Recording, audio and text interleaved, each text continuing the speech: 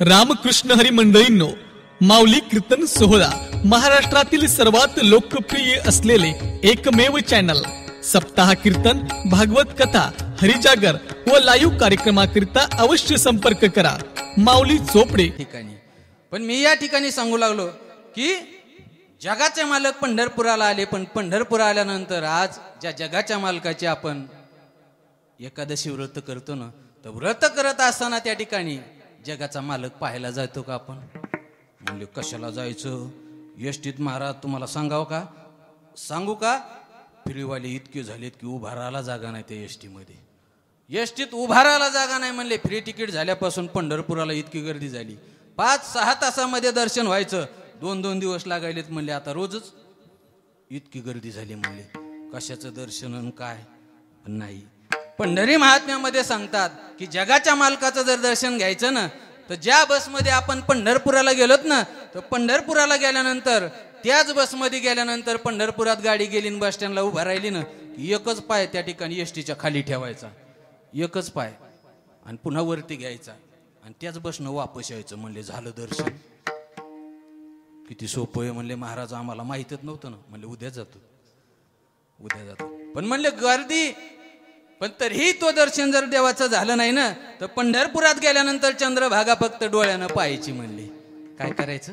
डोळ्यानं फक्त पाहायची। डोळ्यानं जर पाहितली तरी बी तर त्या ठिकाणी आपले सगळे पाप निघून जातात, सर्व पाप निघून जातात म्हणले डोळ्यानं पंढरपुरात चंद्रभागा पाहितल्यानंतर। आणि एक स्नान केल्यानंतर तर आहे तेवढे पाप त्या ठिकाणी निघून जातात। कारण काशीला 1 महिना राहिल्यानंतर त्या ठिकाणी जेवढं फल प्राप्त होतं ना, तेवढं पंढरपुरात पाऊल ठेकताच मोक्ष प्राप्त होत असतो।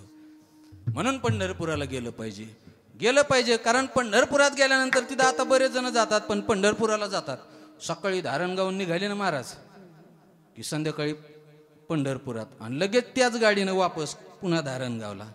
पंढरपुरात गेले, दर्शन म्हणजे लयच गर्दी आहे, थांबायला वेळत नाही म्हणले, कुठं थांबावं व्यवस्था नाही, परत वापस धारण गावला म्हणले। अशी वारी का? नाही। दशमीला त्या ठिकाणी वारकऱ्यानं गेलं पाहिजे, एकादशीला त्या ठिकाणी थांबलं पाहिजे, आणि द्वादश सोडून त्या ठिकाणी परत आलं पाहिजे। आणि द्वादश जर बुधवारी आली ना, तर वापस येता येत नाही म्हणले। नाही येता येत म्हणले। माहेरातून कोणी वापस येतं का बुधवारी? माहेरातून वापस नाहीत पाठवत आपण कोणाला। मग पंढरपुरातून आपण त्या ठिकाणी वापस येऊ शकत नाही म्हणले। तेही नाही जमत म्हणले। ठीक आहे, लय गर्दी आहे, दर्शन बारीला दर्शन घेता येत नाही, इतका तास उभा राहू शकत नाहीत म्हणले। काय हरकत नाही, मुख दर्शन घ्या म्हणले। तेही जमत नाही म्हणले। नामदेव पायरीला जा, आणि नामदेव पायरीला गेल्यानंतर त्या ठिकाणी नामदेव पायरीचं दर्शन घ्या, तेही जगाच्या मालकाचं दर्शन झालं म्हणले। तेही जमत नाही म्हणले।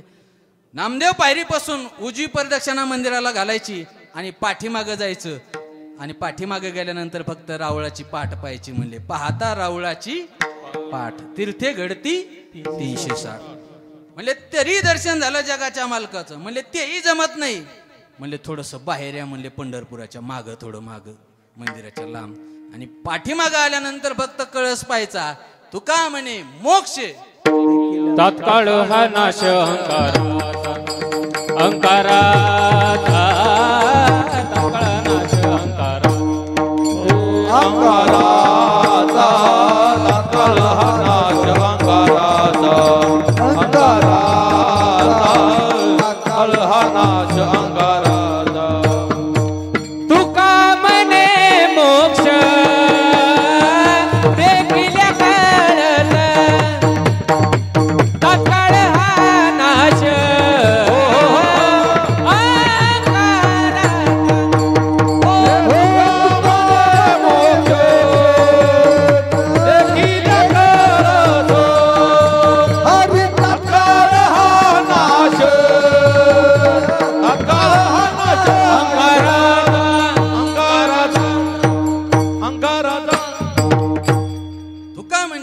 देखील कळसाचं जरी दर्शन झालं त्या ठिकाणी जगाच्या मालकाचं दर्शन झालं म्हणले। तेही नाही जमत। पंढरपुराच्या बाहेर या, पंढरपूर फक्त डोळ्यानं पहा म्हणले। तेवढं त्या ठिकाणी केलं तरी दर्शन झालं म्हणले। तेही नाही जमत म्हणले। मग इतकं पाप तुमचं कुठं गेल्यानंतर फिटणार आहे म्हणले।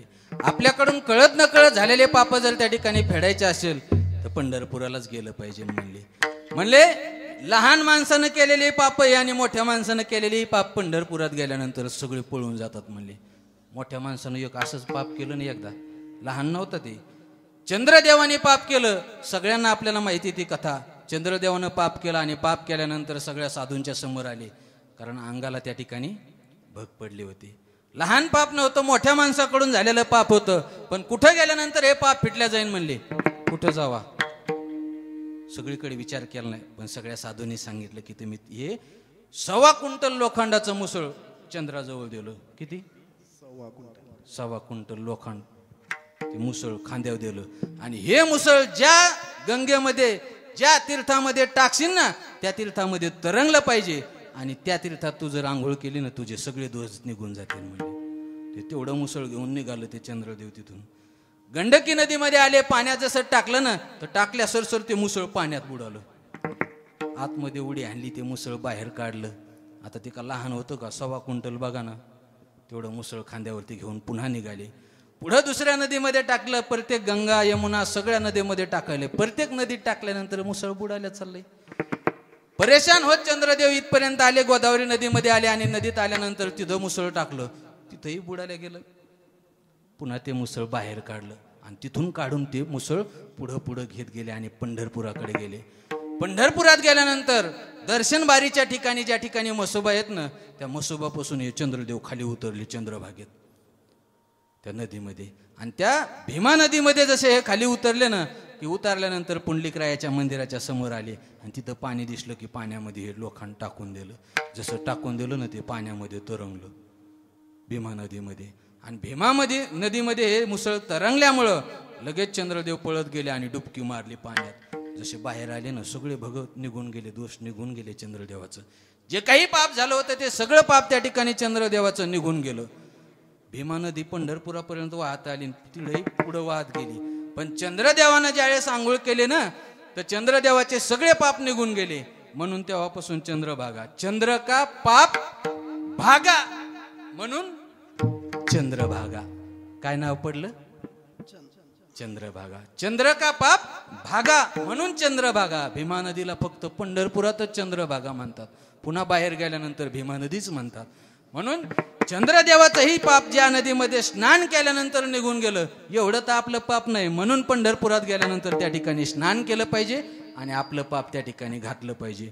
कारण एकादशीच्या पर्वावरती, कारण पंढरपुरात त्या ठिकाणी गेलं पाहिजे. नाही जाणं झालं तर जाग्यावरती बसून त्या ठिकाणी ठाईचं बैसोनी आवडी आनंद आळवा, जाग्यावरती राहून त्या ठिकाणी भजन करायचं, माझ्या भगवंताला आठवायचं. आपले सर्व दोष त्या ठिकाणी निघून जात असतात, ते पाप निघून जात असतात. विठ्ठला विठ्ठला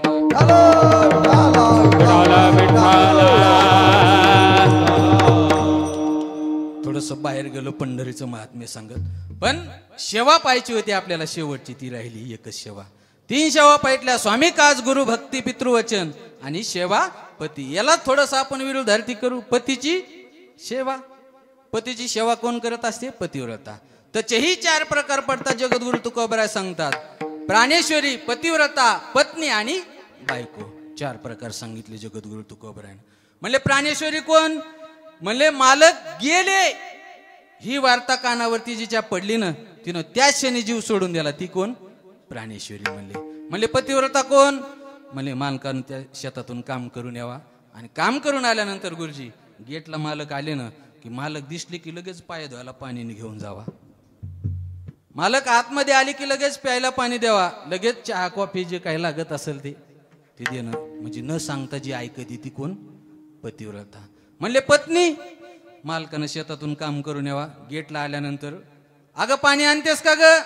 सांगितलं, आणि सांगितल्यानंतर पाय धुवायला पाणी आणलं. पाय धुतले आणि आतमध्ये गेले. कॉफी करते का ग? सांगितल्यानंतर हो म्हणते आणि करून देते. ती कोण? पत्नी. पण 4था प्रकार सांगितला. कोणता? झोपले नाही तुम्ही? कोणता प्रकार आहे? बायको. म्हणजे 4था प्रकार असा आहे, मालकानं शेतातून काम करून यावा गुरुजी, आणि काम करून आले ना, अगं पाणी देते का ग? ते समोर ठेवलेलं आहे, तिथं पाणी घ्या आणि पाय धुवा. त्यानं पाय हातानं धुवायचे, पाणी घ्यायचं, पाय धुवून आतमध्ये यायचं. आणि आतमध्ये आल्यानंतर चहा करते का ग? ती बोलतच नाही. अगं प्यायला पाणी तरी दे. ते म्हणली ते समोर माठ ठेवलेला आहे. म्हणले त्या माठातलं तुम्ही पाणी प्या आणि मला. ही कोण? म्हणले ही कोण? ही म्हणले बायको. अशी जर बायको असली ना, म्हणले अशी जर बायको असली तर तुकोबर आहे म्हणतात माईच मेलेली बरी म्हणले, मेलेली बरी म्हणले अशी बायको. पण जगद्गुरु तुकोबराने संसारातली बायको नाही सांगितली. ती बायको कोणती सांगितली? वासना बायको शेजारी ना, वासना बायको शेजारी ना, वासना बायको शेजारी ना, झगडा घाली मोठी दारुण, झगडा घाली मोठी दारुण, तिच्या पायी नागवन, तिच्या पायी नागवन, तिच्या पायी आगमन, तिच्या पायी आगमन, घर बुडविले, घर बुडविले, घर बुडविले, घर बुडविले. मी झालो रायाचा दोषी ओर ऐका दादानो, मी झालो रायाचा दोषी ओर ऐका दादानो. खंडेरायाचा बोली ऐका दादानो, मी खंडेरायाचा बोली ऐका दादानो.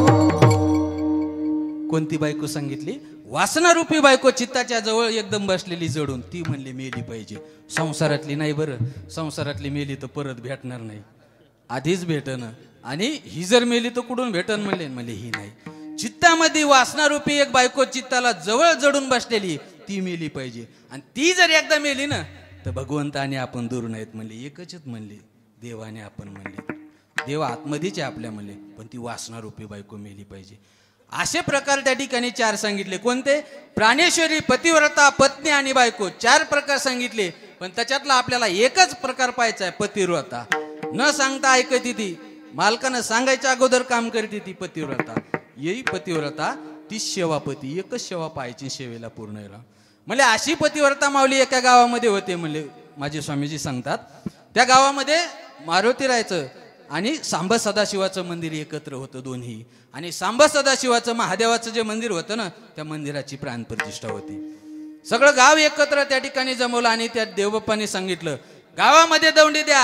आणि दौंडी दिल्यानंतर जी कोणी पतिव्रता माऊली असेल ना, तिच्या हातानं सांब सदाशिवांची प्राणप्रतिष्ठा होणार आहे म्हणले. त्या भगवंताच्या मूर्तीची प्राणप्रतिष्ठा दिली दौंडी गावामध्ये. सगळ्या महिला त्या ठिकाणी आतमध्ये मंदिराकडे आल्या, एक एक लाईनीनं आतमध्ये येत होत्या. आणि आल्यानंतर प्रत्येक जणी सांगायच्या, भगवंताच्या ज्या लिंगे होती ना ती महादेवाची पिंड, त्याला हात लावायचे. आणि हात लावल्यानंतर पिंड पलीकडे सरकणार होती. ज्या ठिकाणी बसवायची होती ना ती पलीकडे सरकणार होती. पण कोणाच्या हातानं? पतिव्रता माऊलीच्या हातानं. प्रत्येक जण यायची आणि हात लावायची, काही होत नव्हतं, वापस निघायच्या. बऱ्याच जणी मंदिरात लाईनीनं जात होत्या आणि वापस येत होत्या.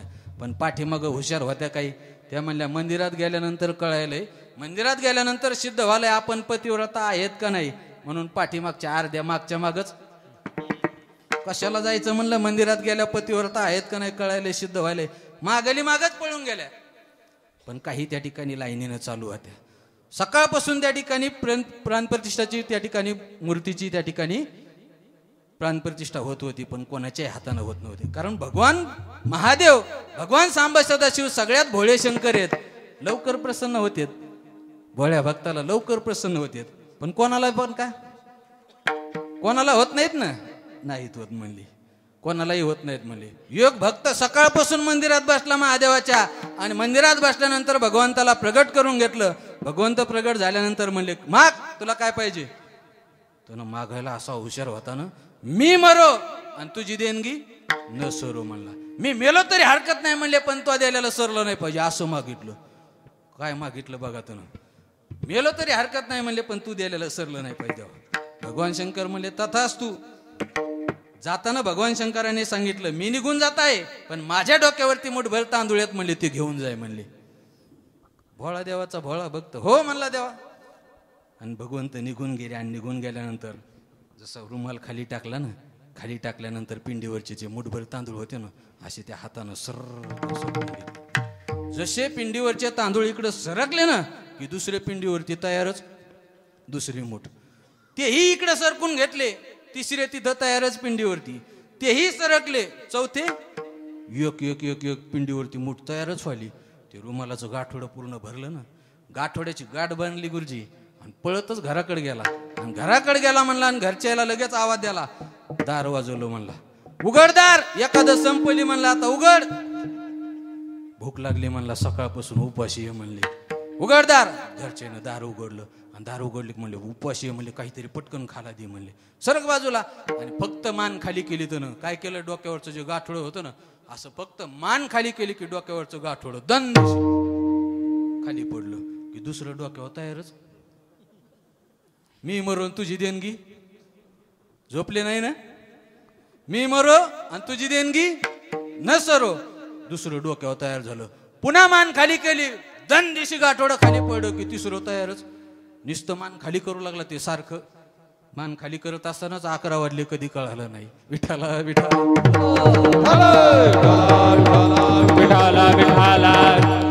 सारखं मान खाली करत होता. एक एक एक एक डोक्यावरचे गाठोडे खाली उतरत होते.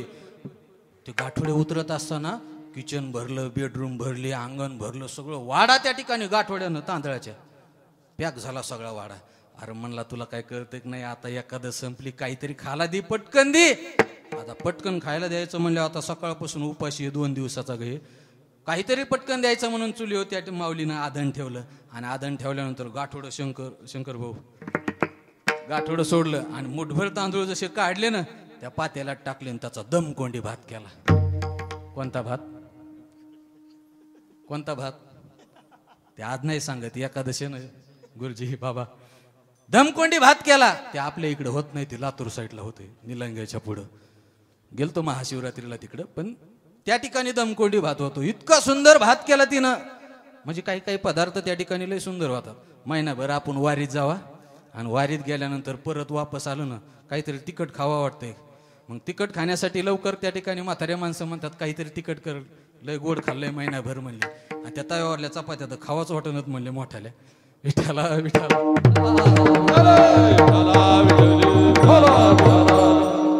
काहीतरी कर म्हणले लवकर. म्हातारा लवकर गडबड करायला लागलं, पण म्हातारी लय हुशार होती. सुनाला म्हणली बबे काय केलंस? म्हणली काय नाही, उंडा तिमलाय म्हणली.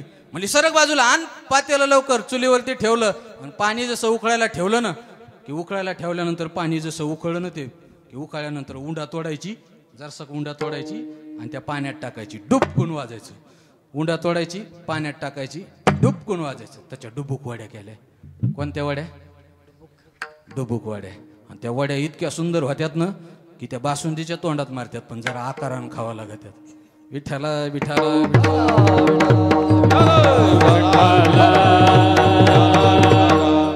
हो ना. आमच्या इथे एक जणांना खाल्ल्या कॅनलच्या कडीनच फिरू लागलं सकाळी सकाळी. आकारानं खावा लागतात. आमच्या इथं आता जवळ गाव आहे पण गावाचं नावही सांगत नाही.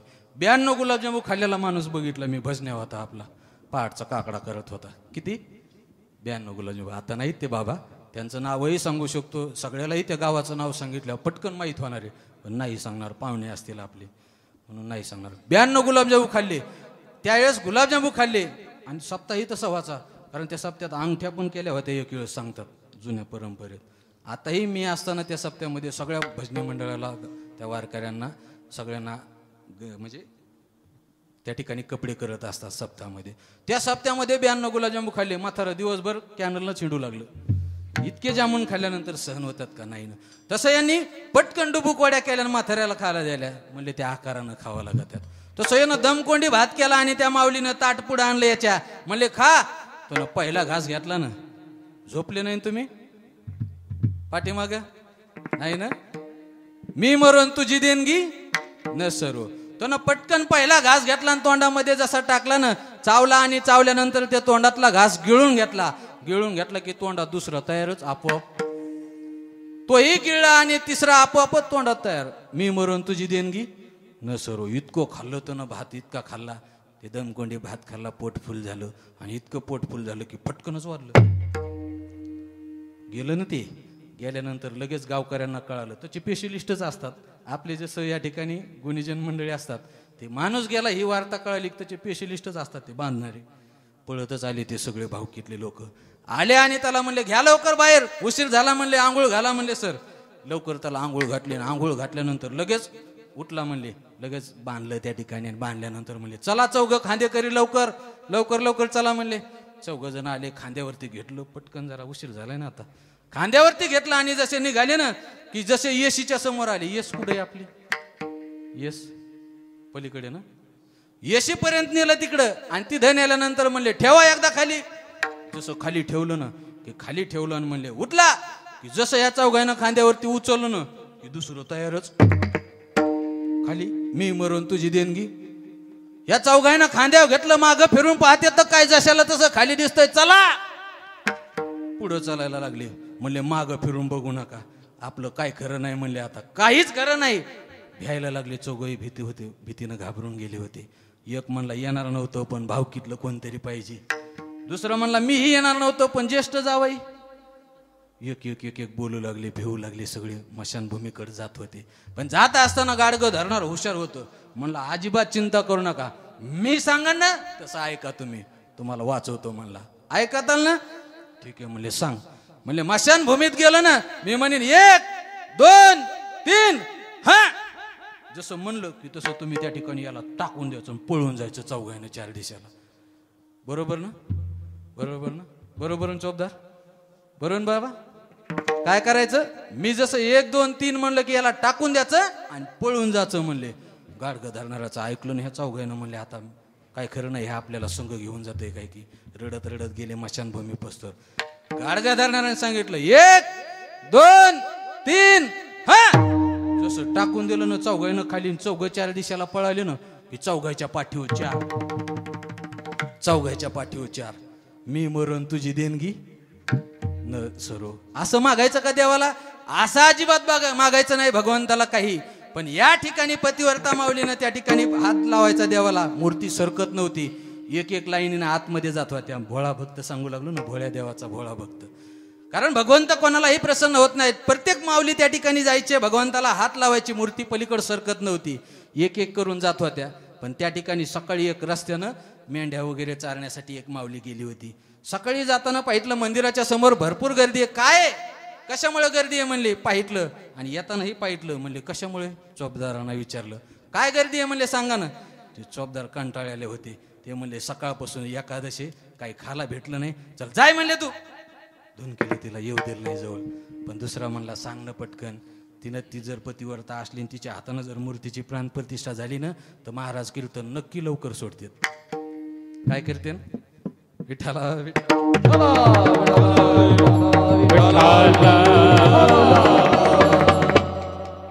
दुसऱ्यांनी सांगितलं की आतमध्ये सोडलं. त्या माऊलीकडे पाहितलं ना, डोक्यावर सरपणाचा भारा होता, अंगावरती मळकट चिंदी होती. त्या ठिकाणी अंग मातीनं माखलेलं होतं, पायामध्ये काही नव्हतं.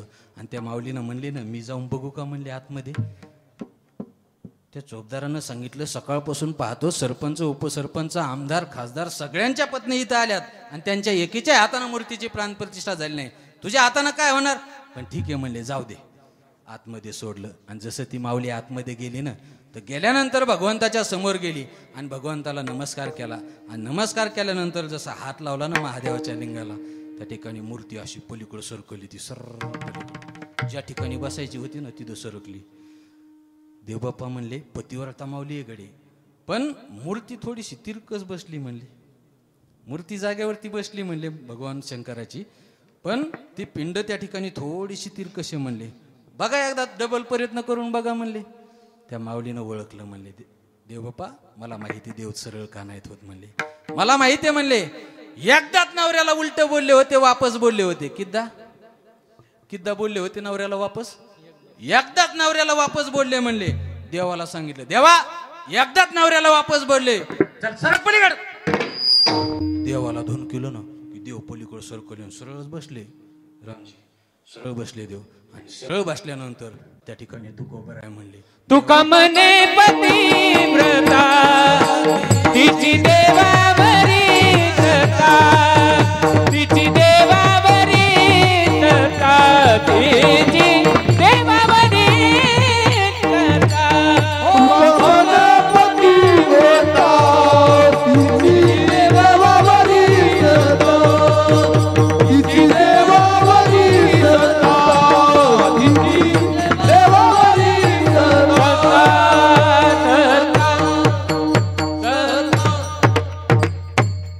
तुका म्हणे पतिव्रता आणि तिची देवावरी सत्ता. देवाला धुनकून सांगितलं की देव सरळ झाले म्हणले.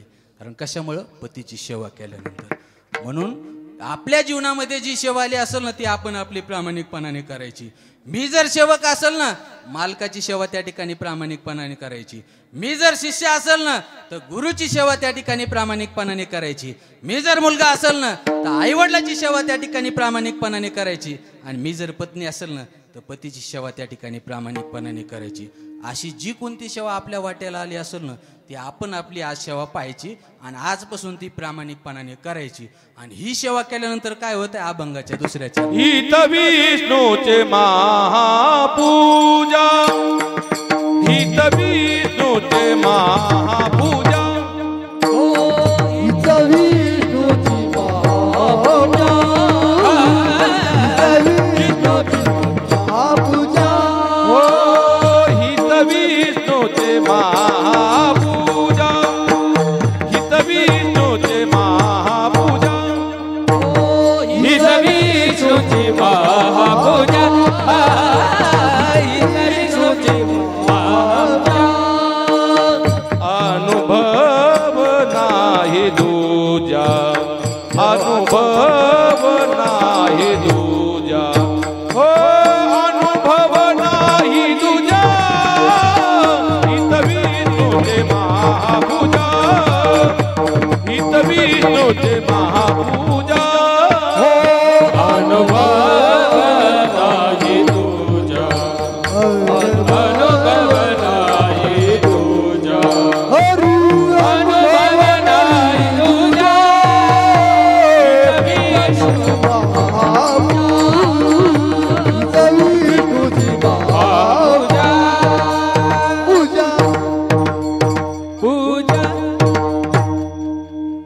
अभंगाच्या दुसऱ्या चरणात जगद्गुरु तुकोबराय सांगतात हेची विष्णूची महापूजा. आपल्या जीवनामध्ये जी सेवा असेल ना, नौकर असेल तर मालकाची सेवा, शिष्य असेल तर गुरुची सेवा, मुलगा असेल तर आईवडिलाची सेवा आणि पत्नी असेल तर पतीची सेवा, ह्या सेवा या ठिकाणी करायच्या. हेच विष्णूची महापूजा. अनुभव नाही तुझ्या म्हणले. पुन्हा एक सेवा सांगतात सत्य बोले मुखी आणि दुःखवी अनेकांचे न दुःखवी. मुखानं त्या ठिकाणी दोनच शब्द गोडीनं बोलायचे, दुसऱ्याला बोलायचे, चांगलं बोलायचं. कारण जीवन किती दिवस आहे कोणाला माहिती आहे का? नाही माहीत. म्हणून दोनच शब्द बोलायचे त्या ठिकाणी एकमेकांना, पण चांगले प्रेमानं बोलायचं. हीच एक विष्णूची महापूजा आहे, हीच सेवा आहे या ठिकाणी. असं या ठिकाणी तुकोबराय सांगतात.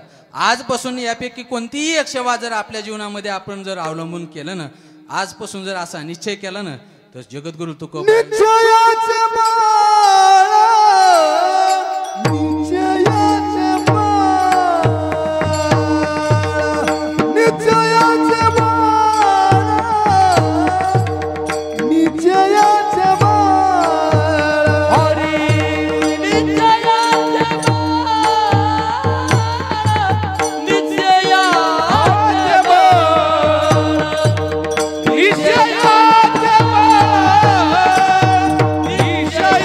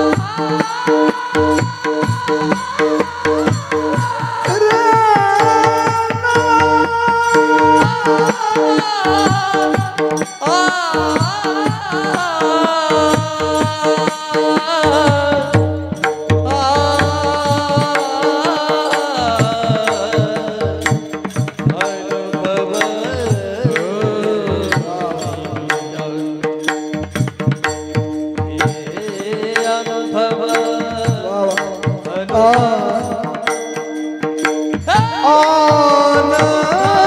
भवा नाही तुझा आन भवा नाही तुझा ही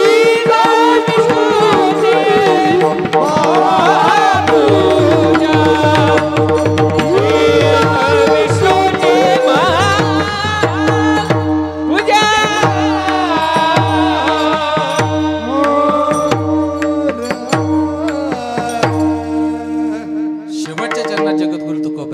निश्चयाचे बळ तुका म्हणे तेची फळ हेच विष्णूची महापूजा अनुभव नाही तुझ्या. आजपासून कोणतीही एक सेवा आपल्या जीवनामध्ये आपण अवलंबन करायचं. आजपासून मी सेवा करणार असा निश्चय करायचा. हेच या ठिकाणी जगद्गुरु तुकोबराय सांगतात. हेच विष्णूची महापूजा. असं साधा सरळ सोपा या अभंगावरती चिंतन करण्याचा प्रयत्न केला.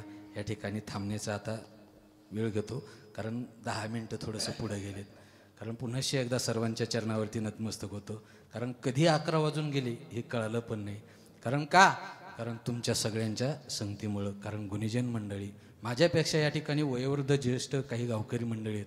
या सर्वांच्या चरणावरती नतमस्तक होतो. या ठिकाणी थांबतो. कारण या अभंगावरती बोलण्याचा प्रयत्न केला, चिंतन करण्याचा प्रयत्न केला. कारण जीवनामध्ये आल्यानंतर आपण दुसरं काही करायचं नाही. कारण अल्प आयुष्य मानव देह शेत गणिले ते अर्धरात्र खाय मध्ये बालक पिढा रोग शय. काय भजनाशी उरले पाहिजे का? भजन करायला काही त्या ठिकाणी आयुष्य उरलं नाही. म्हणून नरदेहाला आलोत ना, अनंत जन्मानंतर आपण इथपर्यंत आलो. आणि इथं आल्यानंतर आपण आता फक्त भजन केलं पाहिजे. कारण दुसरं आपल्यासोबत काही येणार नाही. कोणीही त्या ठिकाणी कितीही पैसा कमावला, कितीही संपत्ती कमवली, तर सोबत काही येणार नाही. फक्त भगवंताचं नाम सोबत येणार आहे. म्हणून भगवंताचं नाम या ठिकाणी घ्यायचं. एवढंच या ठिकाणी कीर्तनातून घ्यायचं. जी कोणती सेवा असेल ती सेवा आपण प्रामाणिकपणाने करायची. ती सेवा केल्यानंतर भगवंताची महापूजा होत असते. म्हणून या ठिकाणी चिंतन करण्याचा प्रयत्न केला. कारण भजन केलं पाहिजे, नाम घेतलं पाहिजे, घ्यायला पाहिजे की नाही भजन? सगळ्यांनी भजन करायला पाहिजे की नाही? माता माऊल्या थोड्याशाच पण त्या ठिकाणी थांबला तुम्ही. कीर्तन सेवा गोड मानून घेतली. भजन करायला पाहिजे की नाही? थोडंसं 2 मिनिट पाठीमागं म्हणा बरं. नामदेव जनाबाई, सोपान काका मुक्ताबाई. नामदेव जनाबाई, सोपान काका मुक्ताबाई. नामदेव जनाबाई, मागच्या बाया म्हणीत नाहीत. विठाला विठाला विठाला विठाला विठाला. असं नाही भजन करायचं. भजन अंतकरणातून करायचे की भगवंताने आपली हाक ऐकली पाहिजे. म्हणून ते भजन केलं पाहिजे. करायचं ना आपण भजन? सर्वांनी करायचं ना? करताल ना? माझ्या पाठीमागं करताल ना? विठोबार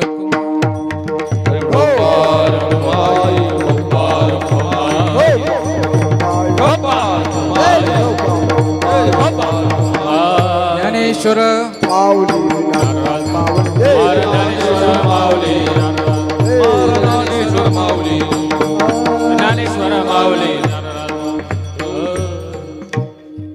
जे काही बोलण्याचं या ठिकाणी धाडस केलं ना, ही कृपा माझ्या सद्गुरू स्वामीजींची. या ठिकाणी कृपा कटाक्षाने आळेले, आपुल्या पदी बैसविले, बाप रखमा देवर विठ्ठले, भक्तादी दले अभयदान. ही कृपा माझ्यावरती स्वामीजींची. कुठं काही शिकायला गेलो नाही गुरुजी, मी अजिबात कुठे शिकायला गेलो नाही. पण जी काही कृपा आहे ना माझ्या सद्गुरू स्वामीजींची, सेवेचं पळे. आणि ही सेवा माझ्या जीवनात मी केली. स्वामीजींची आश्रमाची सेवा केली. आणि त्या सेवेतून या ठिकाणी कीर्तन करण्याचं, आज महाराष्ट्रभर कथा करण्याचं जे परमभाग्य मला लाभलं ना, आज माझ्या सद्गुरू स्वामीजीनं श्री 1008 आचार्य महामंडलेश्वर वेदांताचार्य स्वामी मनीषानंद पुरोजी महाराज रूढी आश्रम माझे सद्गुरू स्वामीजींच्या आशीर्वादानं इथपर्यंत येण्याचं योग केला. आज या ठिकाणी कीर्तन सेवा माझे परम श्रद्धेय असणारे जिवलग मित्र, या ठिकाणी कीर्तन कथाकार, मृदंगाचारी, गुणीजन, म्हणजे सगळेच गुण त्यांच्याकडे आहेत. असे आमचे शत्रुघ्न महाराज, त्यांच्या निमित्तानं, त्यांच्या परिवाराच्या निमित्तानं या ठिकाणी आज हा उत्सव होता, कीर्तन महोत्सव होता. आणि त्यासाठी मला या ठिकाणी निमंत्रित केलं. मी या ठिकाणी आलो. थोडासा विलंब झाला, गाव माहीत नसल्यामुळं थोडंसं, आणि गाडीही लहान असल्यामुळं यायला थोडं अडचण झाली. पण आलोत. आणि आल्यानंतर गोड सेवा या ठिकाणी तुम्ही सर्वांनी मानून घेतली. नारदांच्या गादीहून सर्वांच्या चरणावरती नतमस्तक होतो. या कीर्तन सेवासाठी आणि आमच्या बाबांच्या प्रेमामुळं आज सर्व गुणीजन मंडळी या ठिकाणी बंडू महाराज असतील, आमचे भागवत महाराज असतील, या ठिकाणी आदिनाथ महाराज असतील, गावकरी बाबा सर्व या ठिकाणी ज्येष्ठ श्रेष्ठ आहेत माझ्याहून, पण तरीही लहानाच्या कीर्तनामध्ये या ठिकाणी उभा राहिला. आमचे शंकर महाराज असतील, माझ्यासोबत राम महाराज माजलगावून आलेत, आमचे गणेश भाऊ असतील, मृदंगावरती ज्यांचा गोड हात आहे असे मृदंग महामेरू मनोहर महाराज असतील.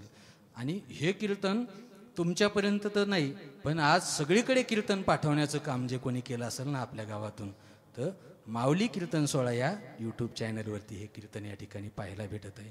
आमचे चोपडे भाऊ बरोबर ना, आमचे माऊली भाऊनं या ठिकाणी गणेश भाऊनं आणि त्यांच्या साथीदार चिरंजीव आहेत ना, चिरंजीवानी हे कीर्तन या ठिकाणी आज पूर्ण केलं. हे कीर्तन सर्वांपर्यंत पाठवलं. हे कीर्तन पुन्हाही त्या ठिकाणी आपल्याला परत परत पाहता येईल असं या चॅनलवरती सेवा या ठिकाणी केली. असे आमचे गणेश भाऊ असतील, माऊली कीर्तन सोहळा या यूट्यूब चॅनलवरती. आणि इतका सुंदर गोड आवाज, माझा एवढा गोड आवाज नाही बाबा, पण गोड आवाज खरंच त्यांनी केला. टाळ्या वाजवा आणतात त्यांच्यासाठी. होतंय आता गोड आवाज नाही वयामानानं जरा नाही, तसं वय जास्त नाही बाबा, पण सुंदर आवाज तुम्ही यांच्यापर्यंत पोहोचवला.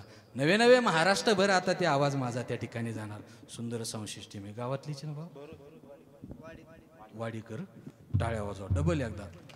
खरंच सुंदर संशिष्टी मी या ठिकाणी. आणि तुमच्यासाठी जोरात टाळ्या वाजवा बरं सगळ्यांसाठी एकदा, कारण सगळ्यांचे नावं घेतले तुम्ही म्हणताना आमचे नावं. तुम्ही महेशाची या मूर्ती, कारण सर्वांचे नावं या ठिकाणी घेतो. आणि यदा कदाचित कोणी जर राहिलं असेल ना नाव घ्यायचं तर राहू द्या. आता मी जरी नाही घेतलं तर सक्रातीला घेतलं असेल ना. या ठिकाणी थांबतो, माझ्या वाणीला पूर्ण विराम देतो. झालेली शिवा या ठिकाणी मारुतीरायांच्या चरणावरती, माझे सद्गुरू स्वामीजी जगद्गुरू तुकोबाराय ज्ञानोबाराय यांच्या चरणावरती ही सेवा अर्पण करतो. आणि या ठिकाणी पुन्हा आमच्या बाबांच्या परिवाराला या ठिकाणी धन्यवाद देतो, सर्वांना धन्यवाद देतो. या ठिकाणी झालेली चिंतन कीर्तन रूपी सेवा याच ठिकाणी थांबतो. वामन गुरु नांदखेडकर त्यांना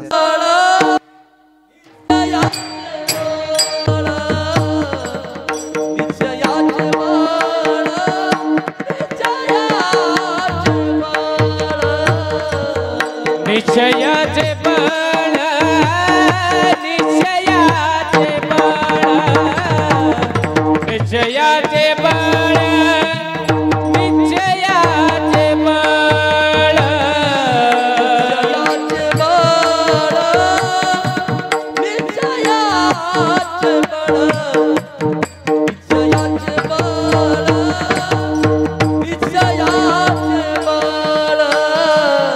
निश्चयाचे बळ, निश्चयाचे बळ, निश्चयाचे बळ, निश्चयाचे बळ. अरे तुका म्हणे तेची फळ, तुका म्हणे तेची फळ.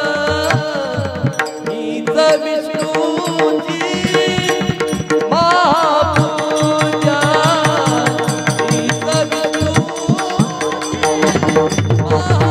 महापूजा.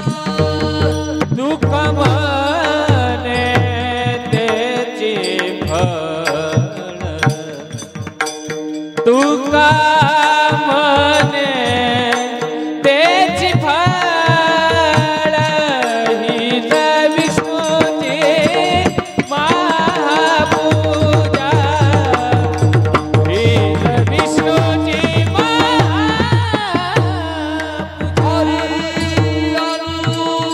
अनुभव नाही तुझा, अनुभव नाही तुझा. अनुभव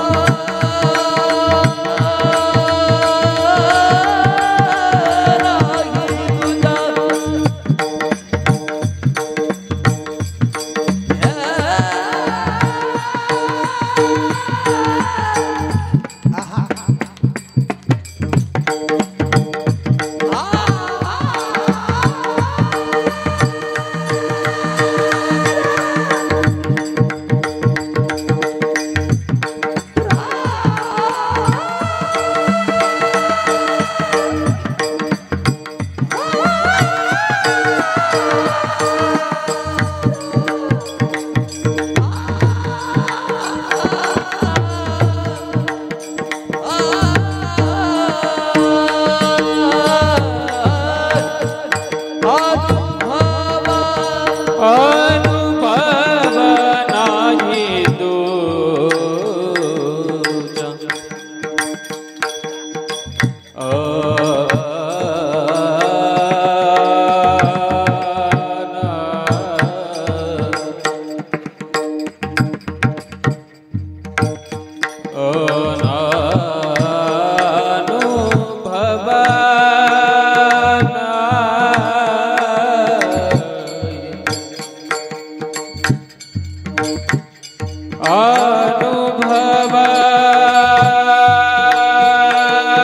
नाही तुझा नाही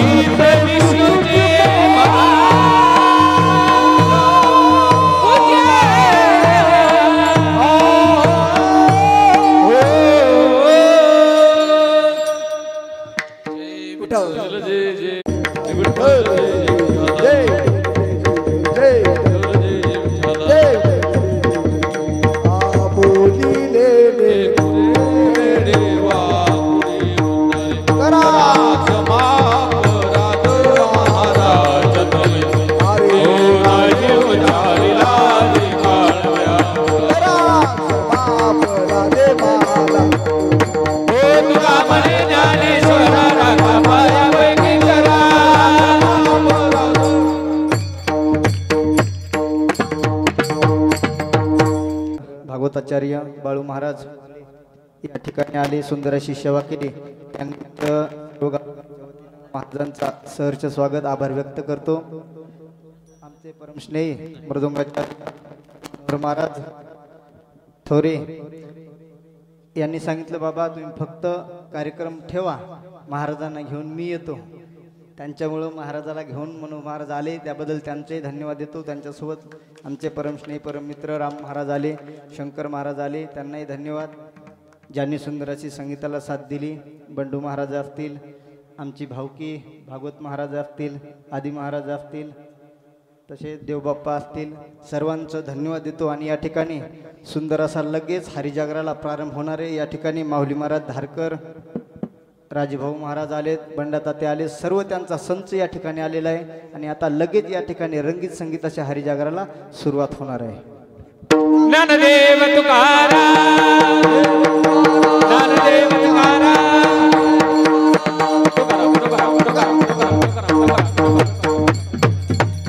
ज्ञानदेव तुकाराम, पंढरीनाथ भगवान की जय. माऊली ज्ञानेश्वर महाराज, जगद्गुरु तुकाराम महाराज, श्री गुरु